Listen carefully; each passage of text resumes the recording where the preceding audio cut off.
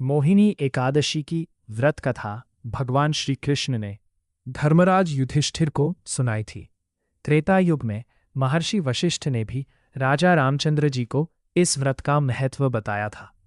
यहाँ इस पावन कथा का सार दिया गया है। मोहिनी एकादशी की कथा प्राचीन काल में भद्रावती नाम का एक नगर था, जहाँ धृतिमान नाम का राजा शासन करता था।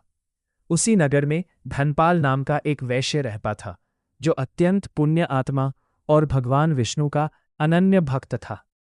उसने नगर में कई कुएं, बावड़ियां और धर्मशालाएं बनवाई थीं।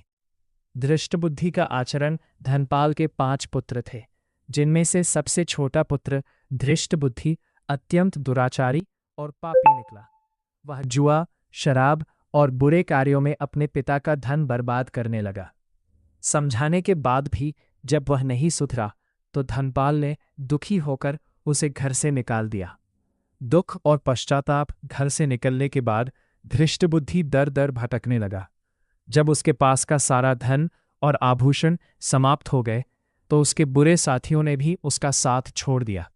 भूख प्यास से व्याकुल होकर वह जंगल की ओर निकल गया। भटकते हुए वह कौंडिन्य ऋषि के आश्रम पहुंचा। उस समय वैशाख का महीना था और कौंडिन्य ऋषि गंगा स्नान करके आ रहे थे।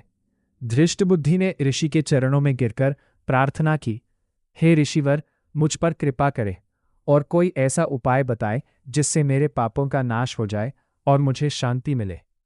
ऋषि का समाधान ऋषि कौंडिन्य ने दया भाव से कहा, तुम वैशाख मास के शुक्ल पक्ष की मोहिनी एकादशी का विधिपूर्वक व्रत करो।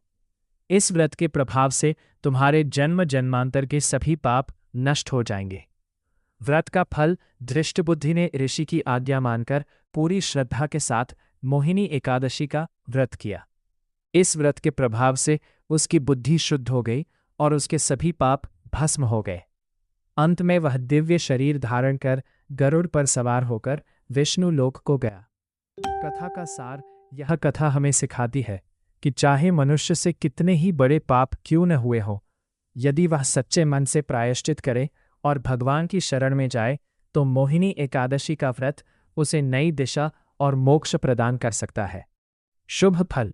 इस दिन कथा सुनने या पढ़ने मात्र से ही 1000 गोदान के समान पुण्य फल प्राप्त होता है।